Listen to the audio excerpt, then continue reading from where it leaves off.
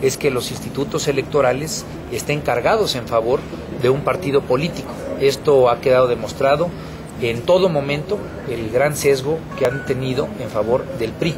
Y es por eso que necesitamos redoblar la convocatoria al interior de las fuerzas políticas aquí en la Cámara de Diputados de que garanticemos que sean 3 ciudadanos verdaderamente independientes, sin ningún tipo de sesgo hacia el favor del partido político. Diputado, este triunfo del PRI en estas entidades no bloquea los acuerdos aquí en la Cámara de Diputados para la elección de consejeros electorales y para un periodo extraordinario. Bueno, esperaríamos que no sea así. De hecho, se vuelve a redoblar la necesidad de que los consejeros que nos estemos convocando, como lo hicimos la semana pasada el PRD, a que esos consejeros sean nombrados en lo inmediato para garantizar la fortaleza del Instituto Federal Electoral, y creo que a la luz de los resultados que se tuvieron el día de ayer, se necesita, se reclama que sean 3 consejeros verdaderamente independientes y no caer en la lógica que ha venido queriendo tener el PRI de tener solamente 2 consejeros a modo, 2 consejeros que le sean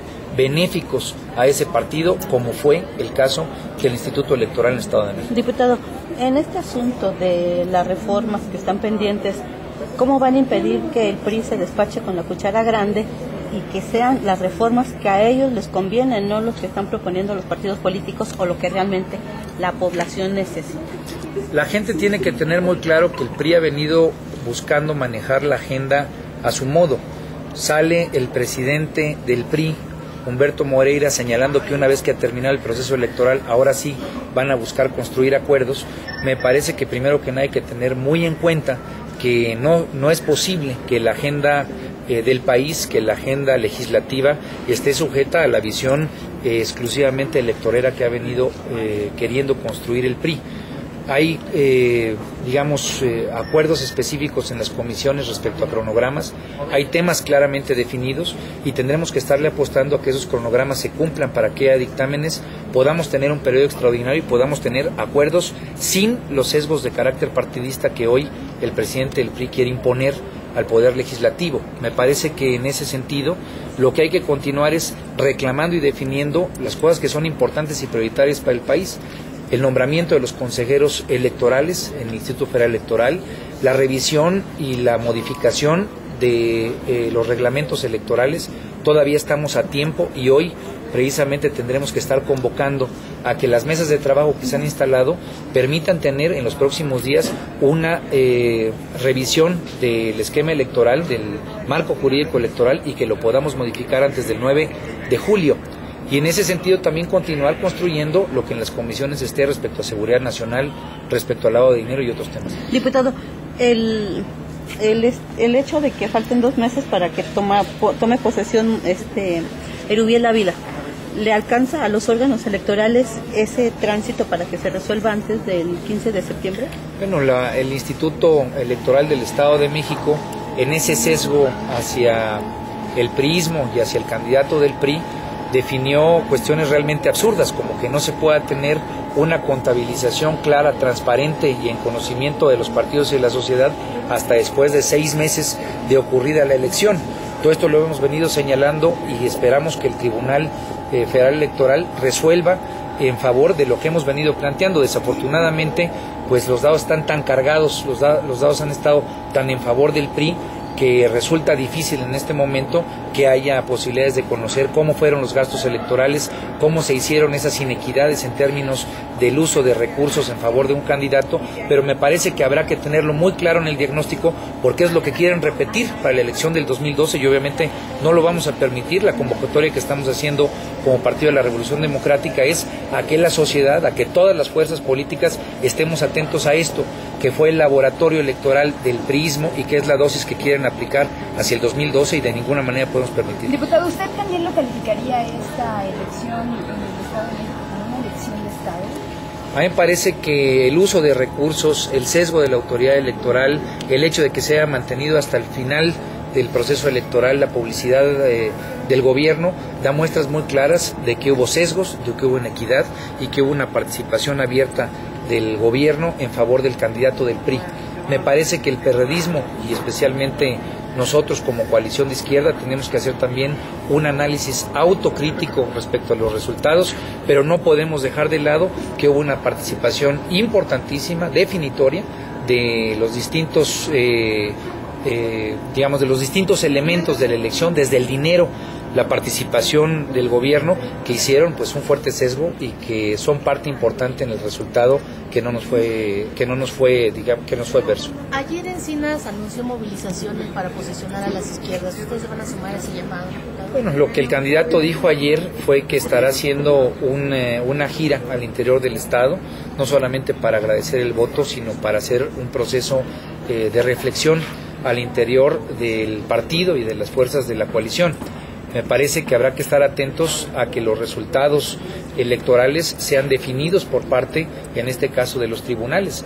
Hay señalamientos muy puntuales de nuestra parte respecto a la inequidad que hubo de los recursos.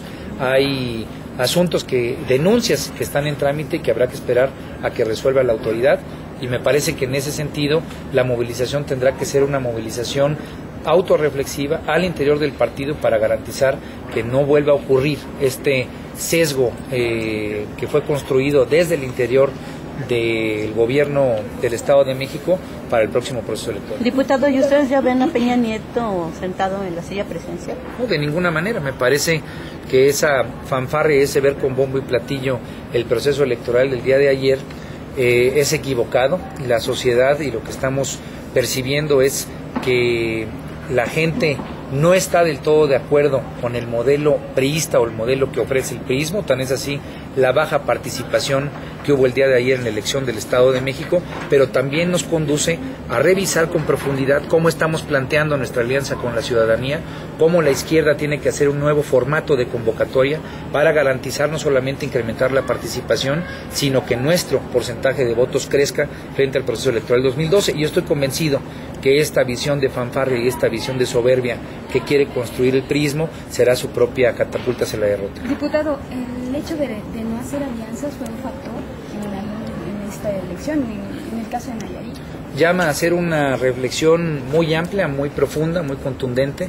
En el caso del Estado de México logramos garantizar una visión de unidad, que todas las fuerzas al interior del perredismo y de la izquierda se compaginaran y se amalgamaran, pero no nos dio para poder garantizar rebasar al priismo. Me parece que en ese sentido la reflexión tendrá que ser lo más amplia posible. Yo creo que es el momento de deconstruir los mitos que hemos venido construyendo al interior de la izquierda, porque lo que necesitamos es un planteamiento firme, que la sociedad vea con ánimo, que la sociedad escuche de nuestra parte y que nos permita volver a convocar a los votos. A las izquierdas, el abstencionismo en el Estado de México, o sea, sí se ganó por una gran diferencia, pero hubo un gran abstencionismo por el número de mexiquenses que hay. A mí me parece que la baja participación que hubo en la elección del Estado de México nos da muestra de que el proceso electoral, como está ocurriendo, no está permitiendo que la ciudadanía vea con buen ánimo la participación y su voto. De tal manera que ahí es donde tiene la izquierda, el PRD, que construir, que pensar fuera de la caja, que encontrar nuevas rutas para hacer una nueva alianza con la sociedad. A final del día, la grave injerencia que tuvo el gobierno, la participación o esa visión de elección de Estado que está construyendo el PRI y que no solamente hizo en el Estado de México, sino que ha querido construir en todas las elecciones previas, lo que nos tiene que llevar al interior del PRD y de la izquierda es a reflexionar cómo podemos dominarla y cómo podemos rebasarla, como ha ocurrido en otros casos. El rol de Chucho Zambrano.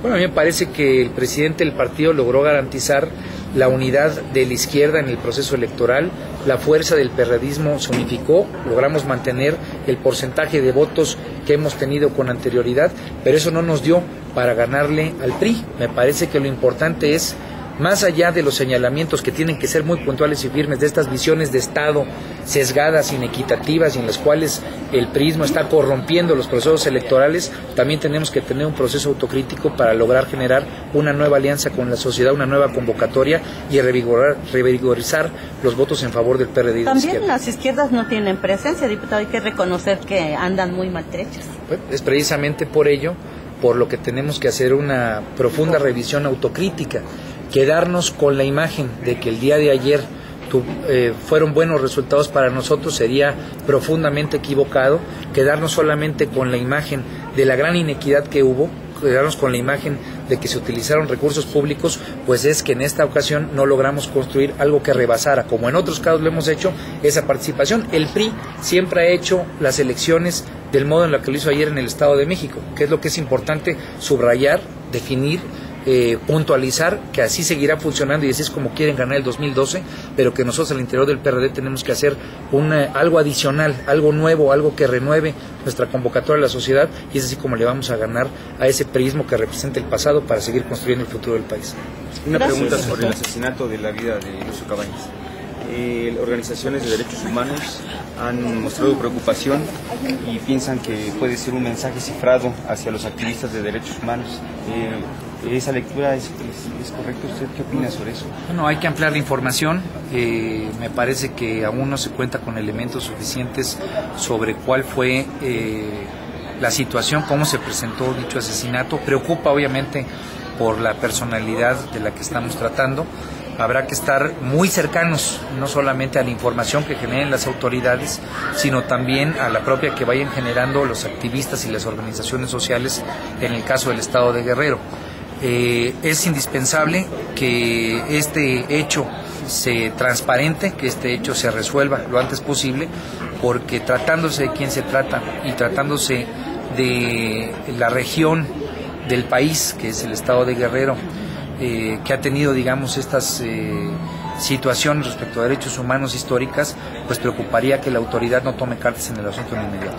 Entonces, ¿la tarea del procurador local? El procurador tendrá que atender esto en lo inmediato, no es un hecho cualquiera, se trata de una personalidad que refleja un ícono de muchos procesos históricos, sociales en el Estado de Guerrero, y ante los cuales la autoridad tiene que tomar definiciones contundentes, tomar cartas en el asunto en lo inmediato y obviamente que se resuelva dicho tema para no generar especulaciones que generen problemas sociales en lo sucesivo. Gracias. Diputado, ¿cuál es su opinión sobre este informe que les remitió Hacienda sobre el YETO? ¿Cómo lo van a analizar? Se habla de que van a analizar para ver si se queda el ISR o el YETO, porque se está duplicando. ¿Cuál sería su opinión? Nosotros hemos hecho una revisión de dichos impuestos desde hace ya varios años. Habrá que analizar con mayor detalle el informe que fue presentado el pasado jueves. Nos parece que en términos de impuestos que afectan a la renta no es posible continuar con dos impuestos, no es lo más pertinente, pero también hay que garantizar que sea uno u otro se quiten los huecos que existen actualmente en los impuestos sobre la renta. El YETO ha logrado cubrir varios de estos huecos, pero no ha sido suficiente. El impuesto sobre la renta sigue siendo altamente poroso, de tal manera que el análisis que haremos del YETO tendrá que ver no solamente con los resultados que dicho impuesto ha generado a la luz de la visión de Hacienda, que tendrá que ver con ojo muy crítico, sino garantizar que la propuesta para la próxima presentación de ley de ingresos sea una propuesta mucho más amplia, mucho más coherente y sobre todo pues mucho más visionaria que solamente estar buscando la simple recaudación que ha querido Hacienda. Necesitamos un impuesto que en la renta genere incentivos, un impuesto que en la parte de la renta no tenga huecos, un impuesto que en la parte de la renta que paguen los que no pagan. En ese sentido, ¿estarían ustedes por la eliminación de los regímenes especiales y taparía ese hueco o cómo le harían? Bueno, nosotros hemos planteado que se tienen que quitar todos los regímenes especiales que generan condiciones de privilegio para importantes segmentos de la economía del país, especialmente para los más grandes. Cuando hemos dicho que paguen los que no pagan, señalamos en principio que paguen aquellos grandes consorcios que no están pagando impuestos, que están eludiéndolos y que se aprovechan de los huecos de ley para evitar el pago de importantes cantidades de dinero para el erario público. Pero necesitamos una reforma fiscal que al mismo tiempo que cubre esos huecos, genere incentivos para que la planta productiva, especialmente la micro, la pequeña y la mediana empresa, puedan detonar el empleo que en este momento es indispensable para el país. De tal manera que cuando hablamos de una reforma fiscal integral, estamos pensando en evitar esos huecos, generar una mayor simplificación en términos de los impuestos que están pagando las empresas, pero al mismo tiempo lograr que todos, en la medida de sus posibilidades, paguen impuestos y que no haya sectores exentos por una condición de privilegio. En septiembre entonces estarían analizando cuál sería el camino, el ISR o el YETU, o cuál desaparece o cuál se quedaría. Nos parece que la propuesta tiene que ser una propuesta de simplificación en términos de los impuestos que están pagando las empresas y que esto vaya y sea concorde con la generación de empleo y con los incentivos fiscales que hoy necesita para la planta productiva para ser detonada. Gracias, doctor. Gracias.